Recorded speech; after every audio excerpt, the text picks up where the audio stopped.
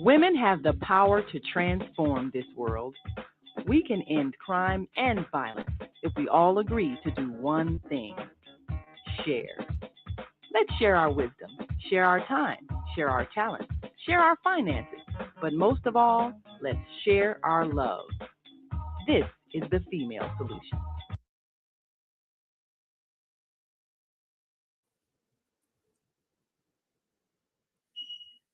Greetings, everyone. Thank you and welcome to From Seed to System. This is where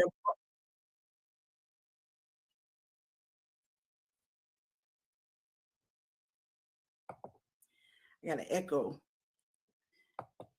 This is where bold conversations bloom and strategy takes root.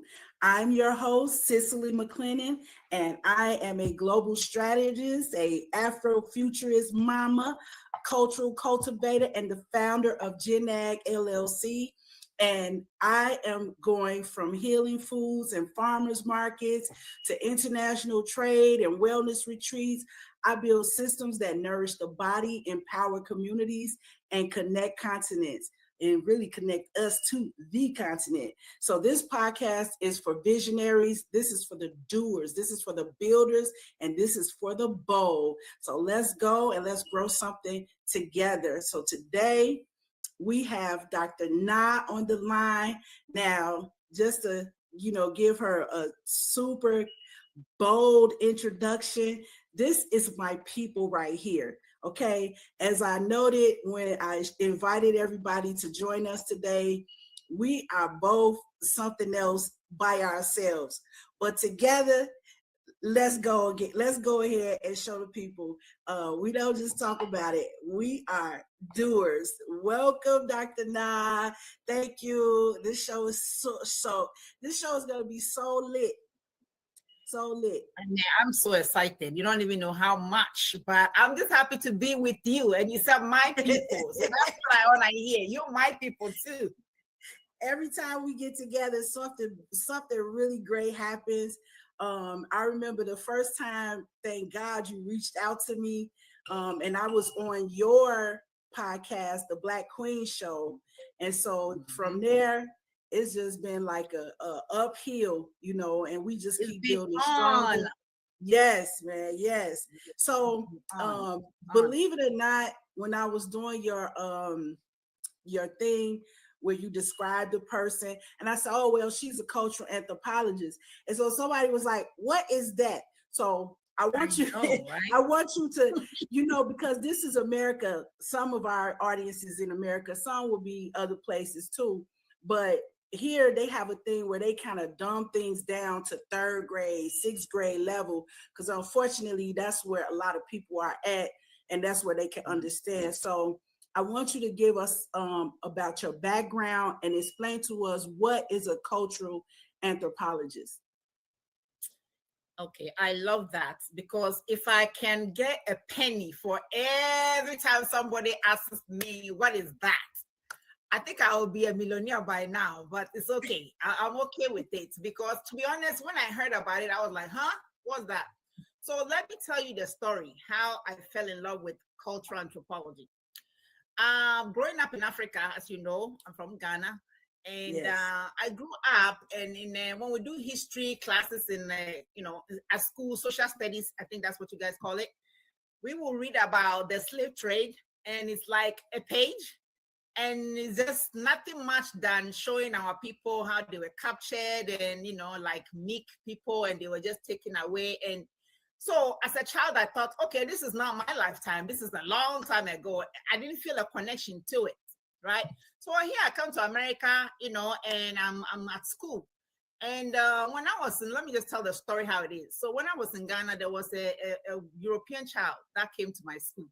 And all my friends, everybody wanted to be friends with this girl. It was exciting, to see somebody like her, because of the things they have told us about those people and the fact that, should I say it?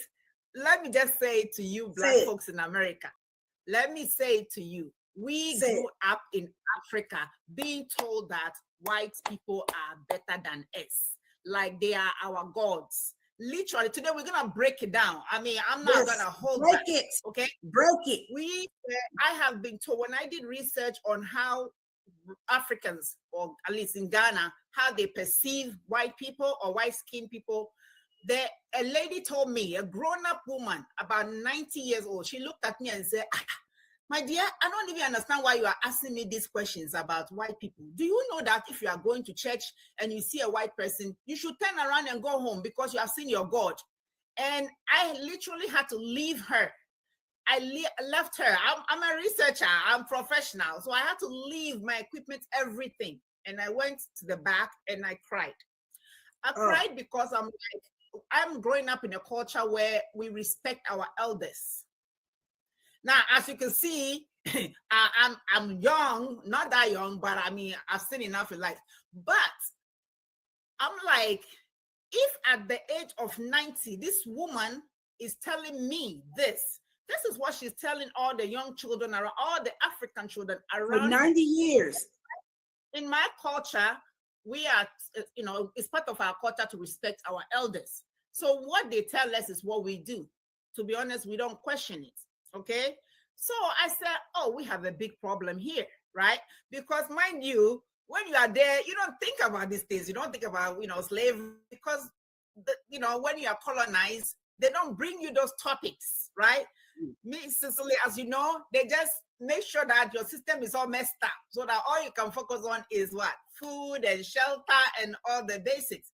You're not about to talk about big things. You're about to talk about revolution. You're not ready to talk about this kind of thing. So I'm like, we have a problem. So I did my research and I came back and I'm like, I'm in America. Like I'll go back to the story. So when I was in school, I came to America and I'm like, oh, all these white kids are gonna be so happy to be my friend and everything, just like how my African friends wanted to be the friends with the white child. And I came here and they're like, who are you? I unfortunately I did not arrive to the black neighborhoods in America. I was in a white school. Okay, I was one and my brother, and I think there's 3 other black kids. So there's 5 black kids in this big school. And I'm telling you, the kind of reception I got, and I started thinking, I said, what is going on here? How is she gonna come to my country and everybody wants to be friends with her? And then I come to their country and I'm like strange. You know what I'm saying? And they ask me questions about, oh, how does it feel like to play with the monkeys and climb the trees? And, oh, how does it feel to wear clothes? This is like 1993. I'm telling my age, aren't I?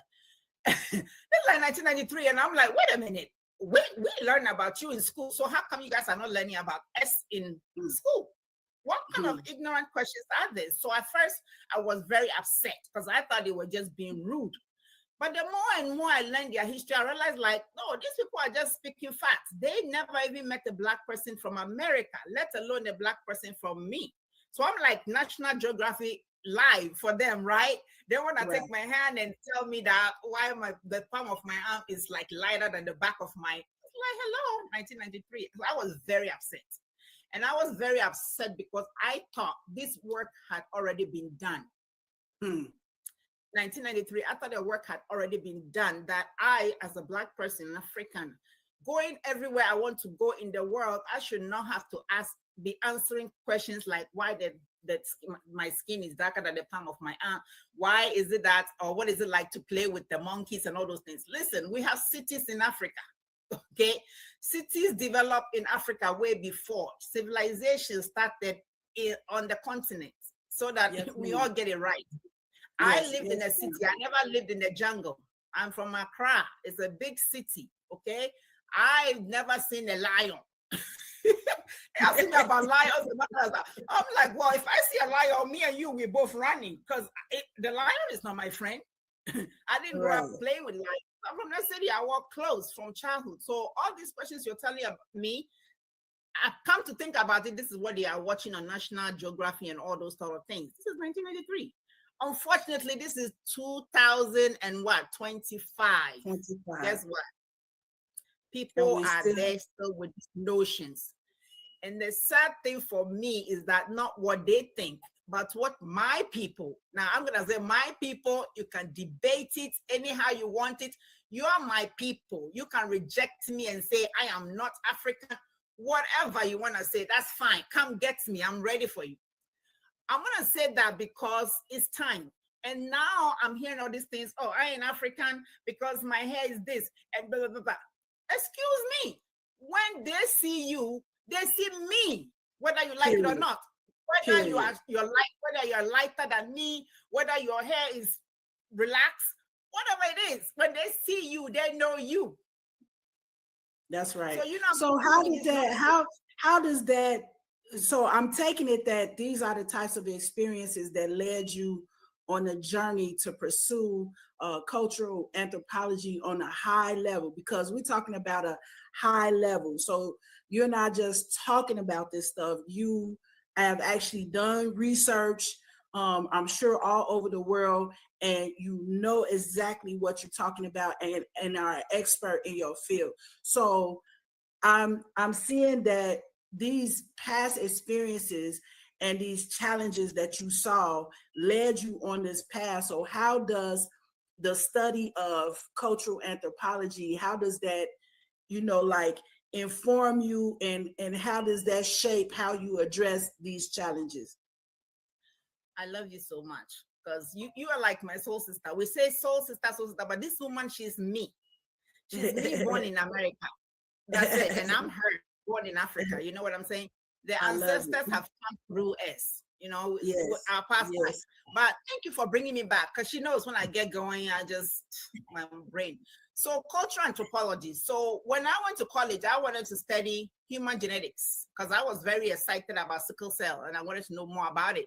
So I go to college, I'm doing my science, prerequisite biology, this and this. They're still asking me all these silly questions about, the monkeys and all that. I'm like, okay, let me focus. I came here to do this. So I'm there and I'm taking science classes, and I took a psychology course, and I'm like, okay, there's something here. Let's keep listening, right? So I'm focusing. Then somebody talked to me about cultural anthropology, and I'm like, cultural, okay. So they have cultural anthropology, and these people are not learning about different cultures. Okay, let me take a class and go find out what it's all about. So I did. There I was. I'm sitting in a class, and they're talking about me. Talking about me. My people. And I'm like, okay, you have some rights. Because the thing is that we as Africans, we are not one people. And that's Mrs. Lee know. Even Ghana alone.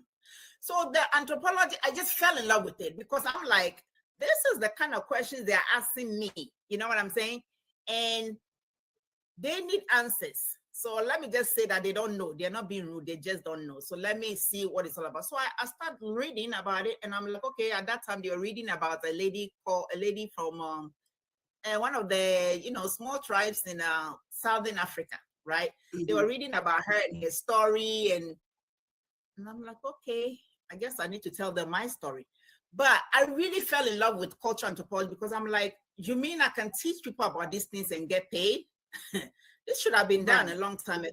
And then the thing is that I have a question about that. So you looked at cultural anthropology kind of as a way to help address the problems that you encountered. So I'm going to feed this system with more information, more research about what Africa is, what is the real deal behind African cultures, because obviously these people don't have, good information. Yes, you are so right. So that's exactly what I decided to do. And so let's just get it clear, because if you ask me, are you okay? Why aren't you studying business? Why aren't you studying medicine? Why aren't you doing law? Why are you doing nursing? Excuse me. Is that all Africa, is that all we're good for? Nurses and health professionals, blah, blah, blah. What about the intellectuals? These social anthropologists and cultural anthropologists, they make decisions, they write about Africa. So that's why I went into it. So let's just get what it is. Cultural anthropology is the study of cultures. It's a study of people. So basically, I tell everybody, I study everything, because everything that people do, the way you brush your teeth, the way you think something is beautiful, the type of food that you think is edible, the type of leaves, the way you have sex, the type of sex that is approved in your culture, everything that human beings do is cultural anthropology. And yes, there's a part of anthropology. A lot of people think bones. Okay, so Right, right. anthropology, there's 4 different fields in anthropology. We have the cultural anthropology, we have even biological anthropology, we also have archaeological, and then we have even linguistics. Those are all part of cultural anthropology. Okay. Now, archaeologists, they deal with ancient civilizations, okay? That's where we get the bones. I think there's an Indiana Jones or something like that movie that was made. And so people heard, okay, archaeology. I don't dig bones. My ancestors, they speak to me whilst I'm living. I don't dig the bones. I don't dig the bones. So I study cultures, okay? And this is the thing. When I got into the field, a lot of times I'm in a group of anthropologists, cultural anthropologists, and I'm the only Black person. I'm like, shouldn't more of my people be represented here, since they are making decisions about what happens to my people? So don't get me wrong. I didn't come from a rich family. I didn't have a silver spoon. I didn't have the golden spoon in my mouth for feeding, whatever you want to say. But I realized that, listen, if Nkrumah did not step up out of his comfort zone and dealt with things, Ghana will still not be independent. Absolutely. So absolutely. I had to put my drive to make a lot of money, to take care of my family and all those things. Yeah. I had to, it's a sacrifice, but I made that sacrifice and it has cost me dearly. Yes, ma'am. I know about the cost. I know about the cost. But it's okay, because this now that we have established that part, I want to move us into talking about the business that you are doing and some of the current projects. So I know, because yours is a little like mine, so things are intertwined. We can't really separate, the study and the research from the business, because as you and I both, we don't just talk about things. We are building things and creating impact with the things that we are building. So I want you to talk about, the financial part, and then we're going to move into more about, the current projects that you're working on that I think build on top of the financial, your role as a financial advisor. Yeah. So I had a picture. I'm gonna try to pull it up if I can while you're talking. Okay. All right. So I guess you want me to mention the finance a little bit. Okay. So this is the thing. Again. I also need money, because if you know anything about Africans, our families are not just linked. It's not nuclear. It's not just dad, mom, and children. Okay. Our families are everybody, auntie, uncle. Even when you marry into a family, they also become your family. So in terms of money, trust me, I need it too. But as a cultural anthropologist, I went to school, I accumulated a lot of loans because nobody was teaching me what I was doing to myself. They gave me the loan, I took it, which happens to a lot of Americans, not only Africans, okay? So this is the thing. So you finish school and you think, okay, I'm gonna make big money right away and pay back. That didn't happen. Okay, as you know, here the colonizer that's their seats, and I'm trying to get one of the seats, right? So me getting a position as a cultural anthropologist to teach at the university that I want was not coming very fast. Okay, because a lot of times I will apply for a job about teaching about Africa, and somebody who is not an African will get a job. You know it. Somebody told me, sister, you never heard there's such thing as a PhD in Black. And I'm like, well, nobody told me. So I'm Black, a PhD, too much knowledge. You understand what I'm saying? So I'm sure they want me to be teaching what they are teaching. But of course, as I come across, people tell me I'm a little bit of a militant or revolutionary. Yes, I am. Because sometimes I get very, very upset. Okay? That I have to answer certain questions upon all the work that Malcolm X have done, and Martin Luther King and Kwame Nkrumah, and other people who led the path. Right. So there's more work to be done, right? But what I learned about finance in America is that not knowing about finance can really, really hurt you. And Come on. Personally, I don't know, but I'm so sick and tired of poverty looking like me. I heard this guy say something, and this is like a whole thing in psychology. You might know the name of it. And it's something like you don't know what you don't know, and what you don't know could be the deciding factor in your life or death. And so that's exactly what you are describing right now. You know, not knowing is really not an option, and it's not an excuse, and it will not save you. So we have to seek the knowledge. We all have to do that. Yeah. Absolutely. And I think one of the things that bothered me most is that whenever they will show picture of poverty, it looks like me. And it looks like you. And it looks brown most of the time. Maybe that's what the media wants to put out there. But I've also gone a little bit into the hoods in America, not too much, because, when you come here, they really, really prevent you from getting close to Black folks who are in the hood.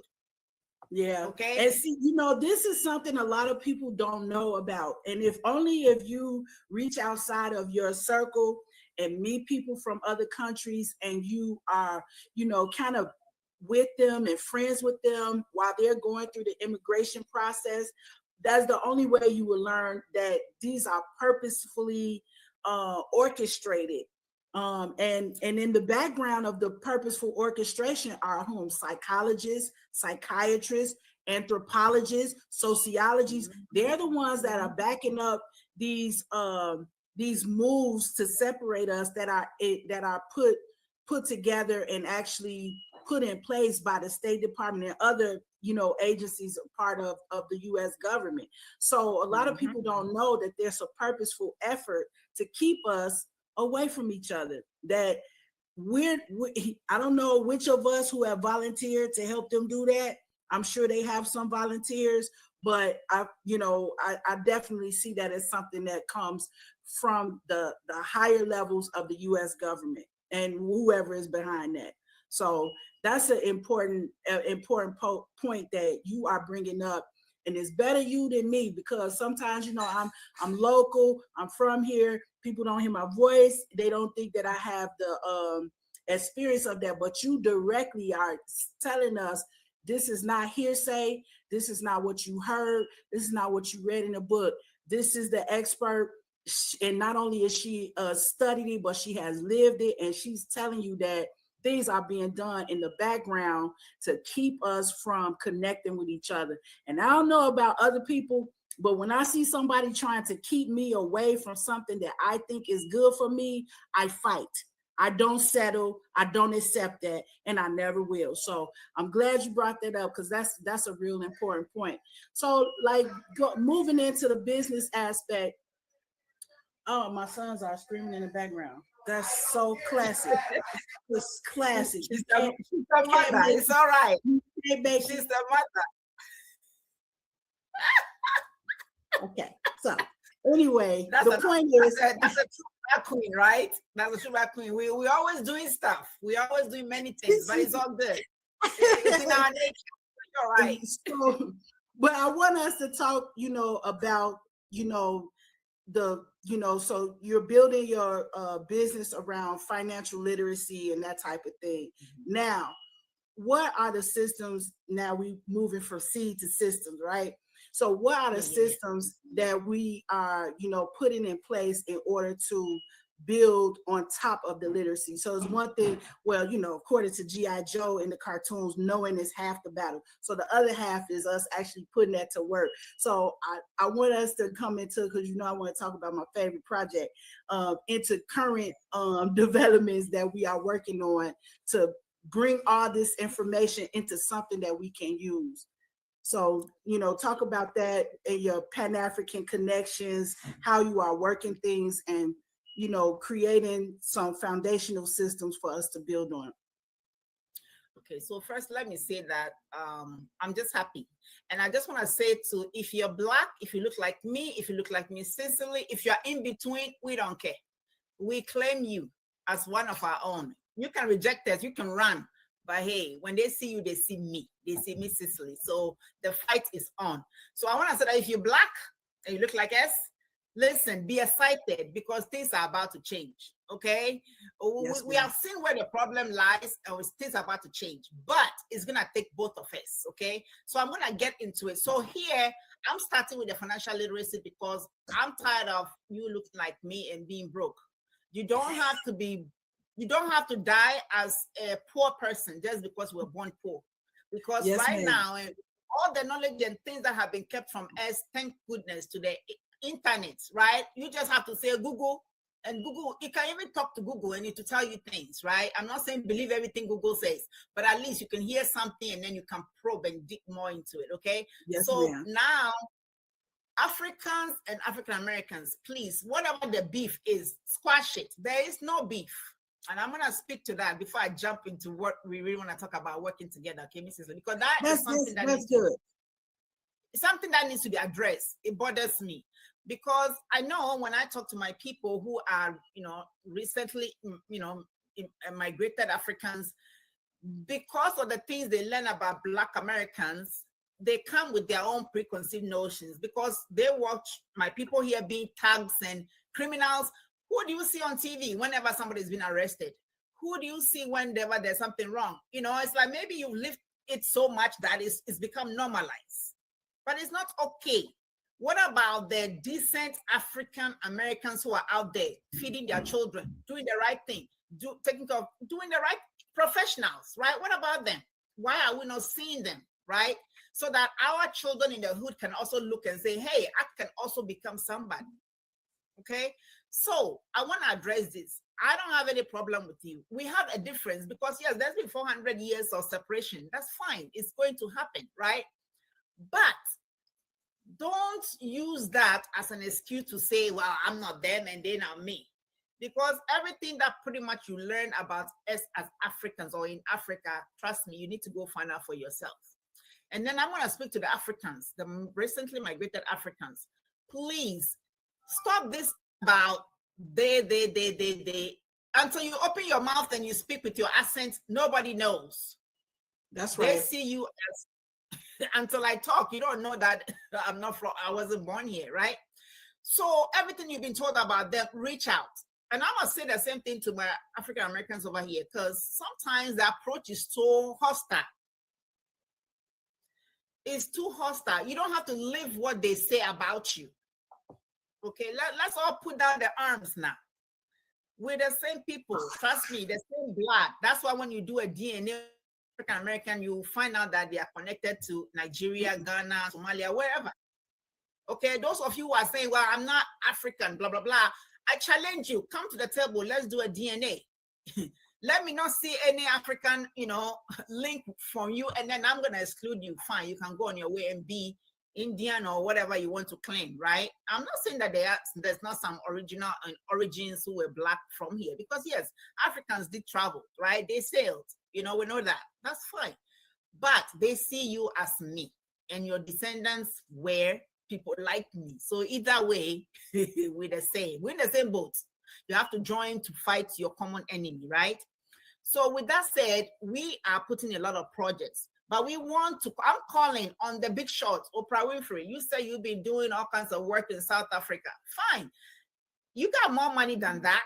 I'm not talking about just educating them to continue to stay in the system. No, we're talking about a system, but the system needs to change, okay? How about putting your money and the big ballers, doing this, they're doing this. You're still Black, you still have some African connection. So come home, bring your money. We have everything you need in Africa. We have oil, we have cocoa, we have gold, we have everything that people are using in the West. It's coming from our land. So if anybody is going to make money off of our land, should it not be you, my sisters and brothers over here? And I know that you're not broke. I know you are not all broke. That's for sure. Okay. You are big pockets. I mean, I'm talking about money. Yeah. Money. Put your money in the right places. I know someone say, oh, sometimes people can lie to us and blah, blah, blah. No, there's been mistakes done on both sides. I'm telling you, I know. But look for me, Cicely, look for me. You see my face. This is America. If I dupe you, you can arrest me. Not the so we're gonna take some moment of pause, and then we're gonna come back and start right back with this topic of how this looks right now in 2025 and some of the projects that me and you are working on together. So I want to give us some time to really deal with that. So I think let's take a break, and then we'll come back with the coming back. Don't go anywhere. Yes, this is the good stuff right here. We're getting into it. Thank you. Hi, I'm Naima Latif, and if you're watching this, that means you're one of the 4.6 billion people from around the world who are using an electronic device to talk to people. In these times, people are using the internet to talk to everybody. Friends, neighbors, family members, co-workers. People are on their cell phones and computers all day long. Now, if you're in business, that is great news. That means you can sell your products and services all day long and never have to leave your home. All you need is a media connection, somebody to connect you to an audience. And that's why I'm talking to you today. We produce programs, and our audience members are people who shop. They buy clothes, food, beauty supplies, cleaning supplies, home repair, transportation services, childcare services. Whatever you're selling, they need to buy it. We're your media connection. Just follow this link, and tomorrow you can sit back and relax at home while your business is making you money. Is Monday morning a struggle to get out of bed, into the swing of things? Well, don't worry, you are not alone. Join us for thought-provoking, stimulating, and mindful conversations on higher learning with Zelda Speaks for your Monday morning mindfulness session on Blog Talk Radio, The Female Solution, Mondays, 7 until 9 a.m. Be sure and send your ideas, thoughts, comments, and suggestions. Also, if you'd like to be a guest on the show, visit zeldaspeaks.com and send us your info. We'd love to have you. Experience mindfulness moments with the mindfulness/stress relief coach, Zelda Speaks. And thanks for sharing the mindfulness moment tip of the day. Stay on purpose, stay empowered, and stay tuned to your next session of mindfulness on higher learning with Zelda Speaks. And make it a mindful day. And thanks for listening.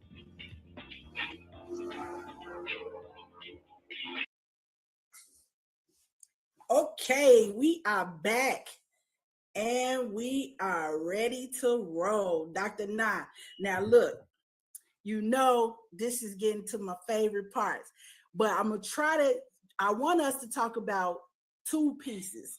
The economic things that we are working on. Also, I definitely want to get into the relationship part before we get up off of here. And I know everybody's interested in, matchmaking and, love in Africa. That was my thing, love in Africa. And these what I call intra-African relationships. So I want us to talk about why that's an important part of the building, the structures that we're talking about, and why we both have been examples of and working on building these healthy and beautiful intra-African relationships. So, but first, let's talk about the business. I want you to talk about how you linked up with the Gomorrah traditional area in Cape Coast with Nana and this delegation. I would like for us to do like a whole show about that sometime in the near future. But I just want to give the people just a little bit of, how you got into that, why it's important, and what we are doing. Okay, so we're talking about what is coming up. Like we're giving you a little tease. I said, get excited if you black. That's right. That's right. Get excited, really. So, we have to have actions because I've been doing the talking part. But truthfully, when people are hungry, they don't hear you. When people are worrying about their shelter and their food, they don't hear you. Okay, it just your mouth is like this because their stomach is making noises. You cannot learn when you're hungry. Yes. So the truth of the matter is that my people back home, and somebody will say, "Why you have to say we need help?" Who am I gonna call on? I'm gonna call on you guys over here. Okay, I'm gonna call on you. And like I said, you can run away all you want, but remember, to whom much is given, much is expected. Okay. And I'm gonna pray tonight that the ancestors go and poke you in your sleep. Like wake up and go do something. Go and work with your people and do something. So to do that, we know that we have to come up with some economic structures, right? We have to change things. Sometimes you have to be extreme. So to do that, who to go down to the leaders? So I've had a friend for many, many years. His name is Nana Osunubo, and he's one of the chiefs in the area, Gomoa area, as Mrs. Lee talked about. This is a place in Ghana. But, you know, it used to be that they brought the tobacco, whatever. They came with the gun stuff to, you know, trick our people to give them what they wanted. And then, of course. So now these chiefs, they are not that type of a chief. You cannot fool them. You cannot dangle whatever for them to sell their people to you. They will not do that. So Nana is the leader of this particular group that I'm talking about. They're a group of chiefs. They have their own businesses. Some of them have lived in the West, so they know what they're dealing with. And they are back home because they want to develop their people. They want to create jobs. They want to do stuff. But they don't want to work with just anybody. They want to work with African Americans because you guys are our sisters and brothers. And we know that you know more about who we are dealing with. So we know that if we come to you, you will work with us. So that's why this opportunity is not open to anybody else, but our people over here, meaning you guys, my siblings. I call you my African American siblings, my dad's one siblings, right? So we are about to do some big things, but basically our goal is to take back Africa and take back our power, okay? We, people looking like us, we need to control our oils, we need to control our cocoa, our gold, our everything, tomatoes, cassava, whatever we've got, right? It's ours. So we are going to be starting businesses, okay? And that is going to be funded by African Americans, those who see the vision that we have.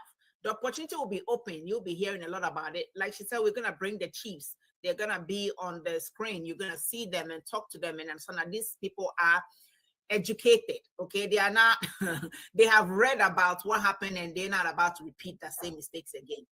And I'm going to say this, and I keep saying that, and people are like, whoa, whatever. If you sit there and allow China to colonize Africa, shame on you. Because 20 or 30 years will come, and your children will be like, what was my mama doing when all this was happening, right? Well, I'm sure people said that the same way when slavery was happening. It's like, oh, well, you know, it's not near, whatever. Don't do it. Don't do it. Because we will all pay for it. Because this time it will be detrimental, okay? Right now, I'm deviating, but let me just say that right now in Ghana, because of all these illegal activities that this, you know, Chinese people are there digging the grounds and all these things, people cannot have decent water to drink. We are Africa, Mother Earth. Water should not be an issue, but people they cannot get springs from the ground and drink anymore because everything is poisoned by all this illegal digging. Okay, you're gonna say, who allowed them digging? Well, that's why you need to get closer to us so you can help us fix the problem, because we're not perfect. We have greedy folks. We have leaders who are not doing the right things. We know that. But how else are we going to change it if you don't come and help us? So a lot of people say, why you have to call on them for help? I'm calling you for help and step up on us. Oprah, I'm talking to you. All the big basketball players, you have all these billions of money or whatever. Listen, 100,000 can change a whole village. Why can't you own the systems producing cocoa?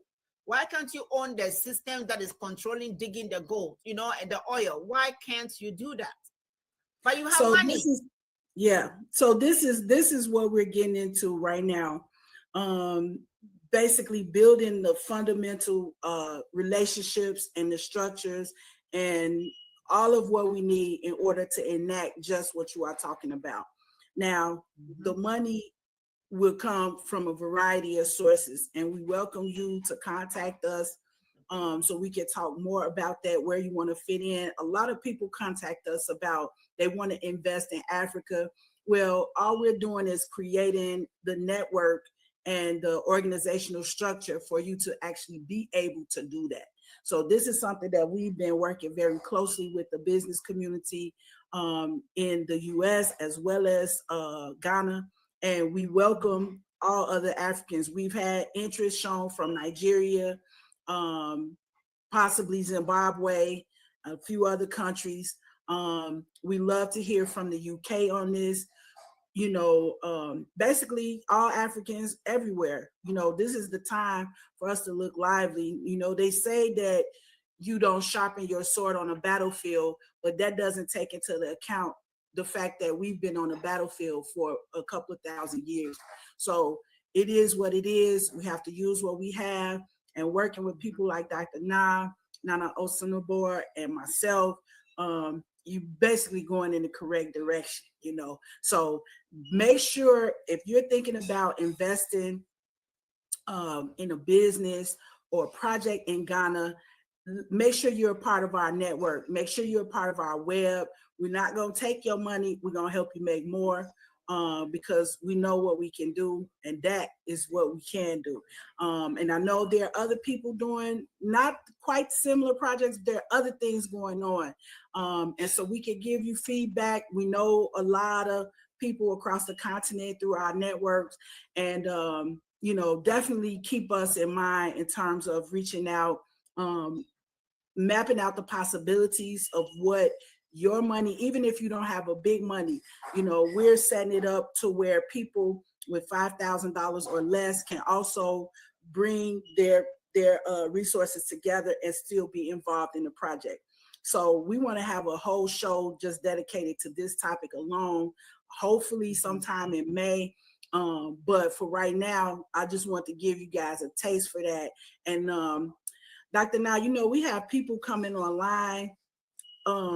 My background is my producer aspect. I'm still working on it, okay? But I do see some comments here from Sister Marine, from a brother, it looks like a brother from Serious About Credit, the Higher Learning Network TV show. They're giving us some energy online. Greetings and, welcome. And you see what we're working on here. We never joke, we look beautiful and we make it look easy, but we're not playing at all, okay? So don't be mistaken with that one. So before we get out of here, I really want to get to our favorite topic, because this is how I met you when you were doing your podcast focusing on people who have relationships that are with one person that was born in America and one person that was born on the continent. And myself, I've been involved in that type of relationship for a long time. So we had a long conversation, went into my background, and that's how we really connected. So I want you to talk about your matchmaking thing, and just kind of how all of that fits in with building a stronger Africa in general. Oh, and let me just say, I too do matchmaking, but not on the level like what you have a whole thing set up. So I want you to talk about, the Black Queen show, and how you guys are moving into, services and making real life connections amongst people who want to be connected. All right. And of course, me, myself, I love to talk about love. I mean, love is a beautiful thing. It is a beautiful thing. Yes, ma'am. And it's like, I know it's a beautiful thing. It's better to go through life with somebody. Our African people, this is one of the reasons why we got into trouble. African folks, we love people. That's why when they came, you know what I'm saying? They extended the Bible, and we took the Bible, and then they're holding the gold, and we're still holding the Bible, right? But let's not go there. But what I want to say is that to be able to really do, complete the mission that I and Cicely and all the chiefs that are connected with our network, to be able to do that work, we really need to come to understanding. We have to come to the table, okay? And what better way to do that than through love, okay? So the Black Queen Show talked about, I did talk to, a series of people who are in that type of a relationship to see how it's working. And then, in addition to that, I was doing some researches and, me, myself, from my cultural background, trying to figure out how this intermarriage can work. Yes. Because there are horror stories out there, Oh, yes. The truth of the matter is that the way the Black woman is in America right now, if you take them and to an African man, that's disastrous. It's not gonna work. Okay, because over the 400 years, so many things has happened to our sisters over here. I'm telling you, some of these sisters, I just have to talk them down because they're angry. They have the right to be angry. You know what I'm saying? But sometimes you be so angry, you are chasing away the good thing that's coming to you. Okay. Yes, and yes. So what we're coming up right now is it's gonna be intermarrying, but it's not just any type of intermarrying dating format. It's strictly for Pan-Africans, because you have to be able to engage on a whole different level. You cannot be a sister here who just try to hold the man down, like hold the chain to their neck. Where are you going? Whether the African man was a warrior, so you cannot hold them down like that. And you know what happens when you do that? When you hold an animal down and you release, they just go. So that's not how to deal with the African man. I'm not saying that the African man is not naughty. They are not perfect. They got their issues. Same with the African woman too. We all have stuff that we have to go through. Yes. But we want to make relationships work, because when you have a child with somebody born in Africa, you're home. You cannot stand by anymore and watch another person come and abuse us, because now what? You are what? Vested in Africa. So that's the goal. We want to encourage a lot of intermarriage, but on the platform that I'm going to have, it's called Diaspora Meets Africa. I'm getting excited already because a lot of people have shown interest, but we are actually going to be working with people who are back in Africa. They're not looking for love for green card. Relax. Because the platform, if anybody is, we're going to do some background check and things like that and do some quizzes, investigate them to make sure that you have the right mindset. We're not looking for the people going to be on the platform. The Africans on the platform are not going to be looking for green card. Some of them or most of them are going to be okay with where they are in Africa. Do you know that there are people in Africa who don't want to come to America? You all never know that, right? Right. There are people in Africa, they're like, no, I'm okay. I'm good here. I don't want to go.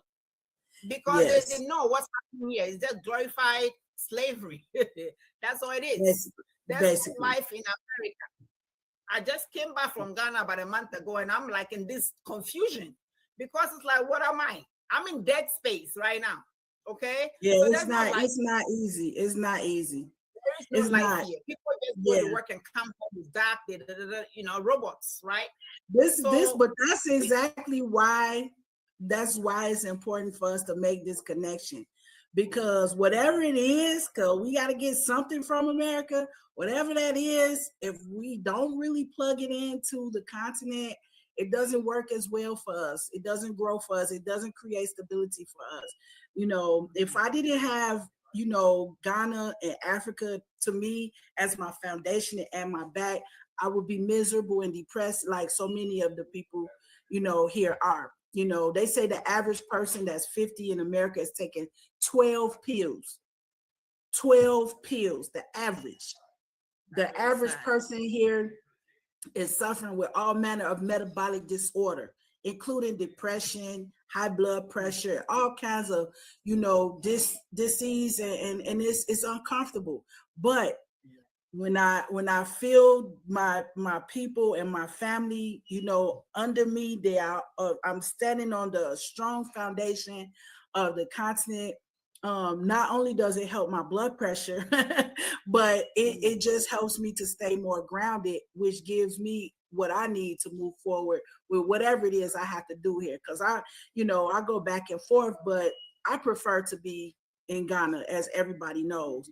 But sometimes you have to come here. And even with that, if you build the relationships, you can still find a way to make it, work and be successful at what it is that you want to do. So we just want to encourage people, right? And like, I know there's a lot of horror stories. That's why I liked your show, because you were highlighting relationships that are beautiful, people who are content in their relationships, people who have found joy in their relationships. And I'm just glad to be, you know, in that number. So yeah. Well, it's a I lot really of admire you for that. I admire you for that. Because though you are a strong woman by all sense, you've also managed to have a relationship with a man who was born in Africa. You know, you have made it work many years. So that's a testament that it can work. But I think one misconception is that being a strong Black woman means that you have to be against the Black man. No. The Black men that I knew, the African men that I grew up with, they were doing right. And I'm not going to say the brothers here are not, you know, because there's a history. You see, you always have to go back. And when I say people think I'm excusing, I'm not excusing. In America, you know, there's something called psychic wound. I don't know if you guys have read much about it, but I truly believe that people who are descendants of slaves, they've been traumatized so much that they come back with more trauma that they need to solve. You know, I'm a culture that believes in reincarnation. Okay, if you come to this world and it's horrible, think about it. I mean, you have a child and they dragged and taken away from you. A woman will go crazy in these days. But this, you know, slaves had to endure this. So imagine this kind of pain. Man, you die, you come back with it. So we have to do healing. But, you know, we have to do healing. There's so much healing that needs to be done from everybody. If you're an angry Black woman, you need to ask yourself, why am I so angry? Come talk to me. Come talk to me simply, right? We're trying to do a lot. There's so much that's going to be happening. So on the platform, there's going to be a language portion where you can get to reclaim your language. We're going to teach you. There's also going to be learning skills about how do you talk to an African man? How do you talk to an African woman? How do they talk to American, you know, so that you can come to understanding? Because there's going to be challenges with words, trust me, you know, because they're going to look at about 72 different languages. So, you know, we're going to have that portion. And then, of course, it's going to be a continuous thing, you know, checking in with couples, making sure that, you know, we want to be referee, right? We'll be referee on the side. So if you start coming across some conversation, like, nah, I ain't got you, no, what is he talking about? Come to us, you know. So we'll be with you along the line. And we're going to make sure that your trip back to Africa is going to be safe. Please don't get scammed. There's bad people everywhere. There are bad people in Africa, bad people in America, Europe, everywhere. Don't get scammed. Try to make sure you're connecting to the right source. There's a lot of people who are offering all kinds of things in Africa. Don't do that. I know Miss Cicely, she knows where I come from. I've seen her in my country. So we know what we are talking about. There has to be a trust for this to work. So first you got to trust us. Let's build. If you're looking for a good African woman, a good African man, and my sisters and my brothers, you know, we have to tweak a little bit. Because, you know, we Africans, we don't do too well with the anger and all that, you know, so you have to come with us, you know. But let's come, join my show, you know, come, let's talk more. My information is with Cicely. You can connect and you can get on the platform for a fee. But the people you're going to meet in there, they've been investigated from back home. We know they are who they say they are, and what they are doing, we know they are doing that. So, and they're not in a rush for a green card. As a matter of fact, the platform, if they talk about green card, they're going to be flagged and they're going to be dropped from the program. Okay. So you can be confident that somebody is loving you for you and not for a green card. Okay. So that's what this platform is going to be offering you. You're going to hear more about this on my Black Queen show. A lot in the works are coming, right? So now we have two, okay, at least 3 or maybe 4 shows just coming from this conversation, because we have to dig into this relationship piece. I know myself, I have a lot to offer in that regard. And, you know, one of my younger cousins asked me, she said, you've been on the continent, give us some of what you learned about conflict resolution. And so that's something that I really do want to share. I think people can gain a lot from it. And I definitely want to dig into, you know, this platform you are creating, and let's talk about that. So we're going to have a economic show and a love show. That's on my platform. And then hopefully we'll be doing the same thing on yours. And let's just keep, you know, African love and African power in the center of our conversations. I just appreciate you so much for being available. I love you. It's not even appreciating. I love you. Right? I love you. I love you. For real. You know, I mean, it's amazing. People don't understand.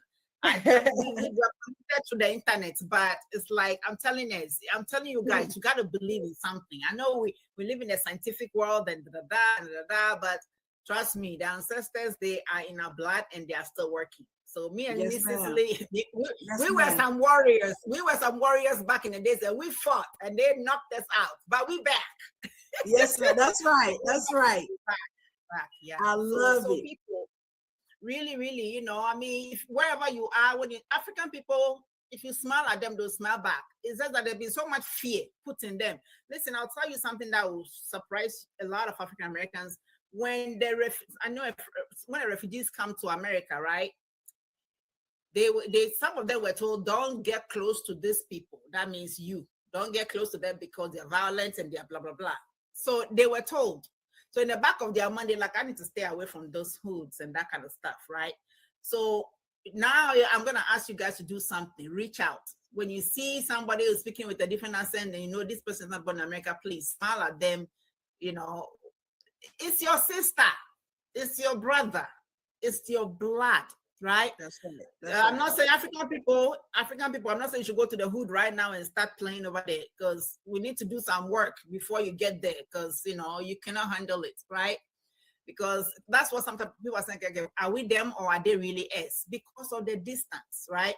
But slowly, we're going to come together. We're going to do businesses that are going to be able to give us the money we need so that we can put people into programs that will heal their soul, right? Rejuvenate them, because we are good people. We are good people. Yes. Nobody is just born to be a criminal. The world teaches you how to be, and sometimes you harden as a result of that, right? So, so much is coming. Like I said, get excited, because today is a good day. Together with Black Queen, we're doing things, and start saving your money. Start saving your money. But before I go, I want to say something real quick. Now, the financial aspect that I do over here is very important to me, because though I was in school for 12 years to become a cultural anthropologist, my own lack of financial knowledge hurts me a lot. And I have to say that there's some good things about this country. You can be your own wealth maker. With all these bling, bling, blings, please, I beg you. I know it looks nice. And I can tell you the psychology of why Black folks like to spend their money on bling, bling when they get paid. It's part of our psychology, but you have to come back to hear more about that, because, I'm not going to give away all my secrets. But it's time that we kind of slow it down on those. The gold is in Africa. The diamonds are over there. Put your money together. Let's build and let's dig out the diamond ourselves. Then you can even afford it even. We can bling all we want after that. But for now, please, start saving your money, okay? And reach out. Yeah. So the financial aspect of my position when I coach people, right? From poverty to wealth. So you have to reach out. I mean, you don't have to be a millionaire to have a financial coach. Everybody needs a financial coach, right?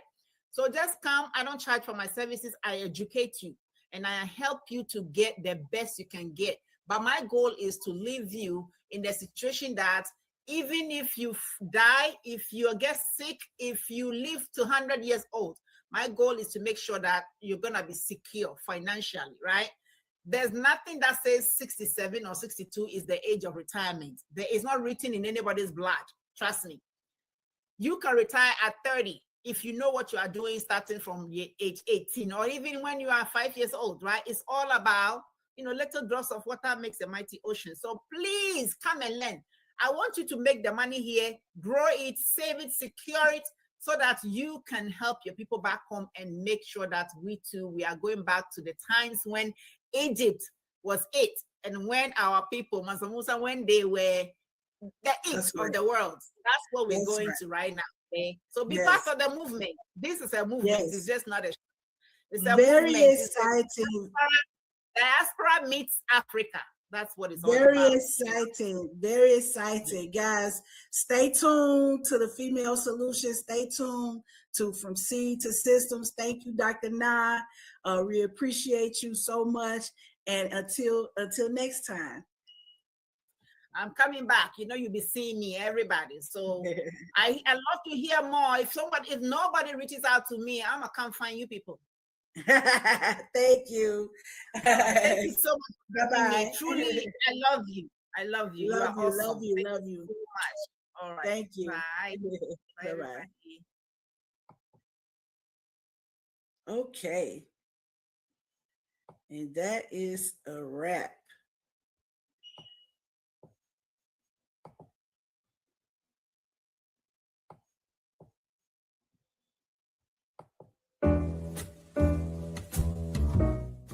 We've come to the end of our show today. If you missed any broadcasts, go to our website for the audio and video archives at www.thefemalesolution.com. On behalf of our team of radio hosts, I'd like to thank all of you who participated in today's discussions. And to our global family joining us from all around the world, we say thank you. To our family in China, xie xie. India, dhanyavad. Japan, arigato. Korea, kamsamnida. Russia, spasiba. Germany, danke. Poland, dziękuję. France, merci. Spain, gracias. Italy, grazie. Egypt, shukran. Ghana, madasi. Nigeria, eshe. South Africa, Ngiabonga. Senegal, Jaref. Kenya, Asante. Israel, Toda. Pakistan, Shukriya. Afghanistan, Tashakur. Saudi Arabia and Palestine, Shukran. Assalamu alaikum wa rahmatullahi wa barakatuh. Thank you, and may peace be upon you and the mercy of God and God's blessing.